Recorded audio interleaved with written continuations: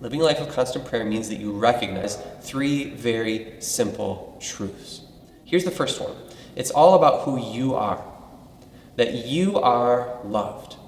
This is the key. This is the message of all of the Bible, that God created us, that he created us new in Jesus, and that he gives us his Spirit to guide us each and every day because we are good enough? No. Fast enough? No.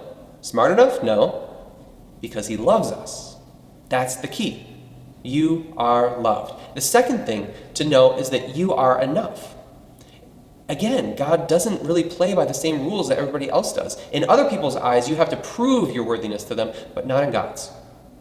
He has made you to be enough for him. You are loved and you are enough. What's the third one? The third one is that you are never alone. This is God's promise to you that he will be with you no matter what, in every circumstance, no matter how good or how bad that it is, no matter how scary or how joyful it is. He is there with you.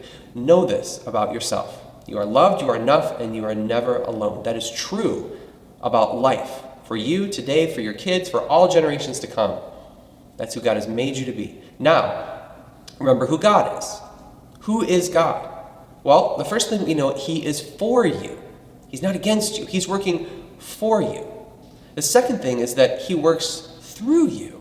This is a crazy thing, but this is what the Spirit is doing within you right now, guiding you, leading you to do good things for his kingdom, things that will transform the world. I heard a quote this week that said, kindness is not simple, kindness is revolutionary. And it seems like such a simple thing like kindness. How can that be revolutionary? Well, because kindness changes the world for God's good, and it changes the trajectories of people's lives for eternity. God is for you, he works through you. Even just through simple things like kindness, and changes the world.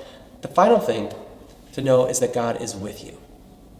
He promises this to all of his people throughout the Bible. This is what Jesus promised his disciples as well, even as he left them to go return to heaven. And the ascension was that he would be with you. Now, when you put all these things together, when you look at who God is on one side, and you look at who you are on the other, how do they relate? Well, I think that they fit together just perfectly. When you remember that God is for you, you know that you are loved. When you remember that God works through you, you know that you're enough. You don't have to worry about being enough because God works his good things through you. He will make it happen. And when you remember that God is with you, you know deep within your soul, no matter how lonely you feel, that you are not alone. This is life, lived right here, right now, as somebody that God has called into his family. When you know these things, when this becomes your life, when this becomes your focus, guess what happens? You start to live your life constantly connected with God. You start to see every moment as a moment that is lived with God, with his presence, working in you and through you, being with you. And what do you do then?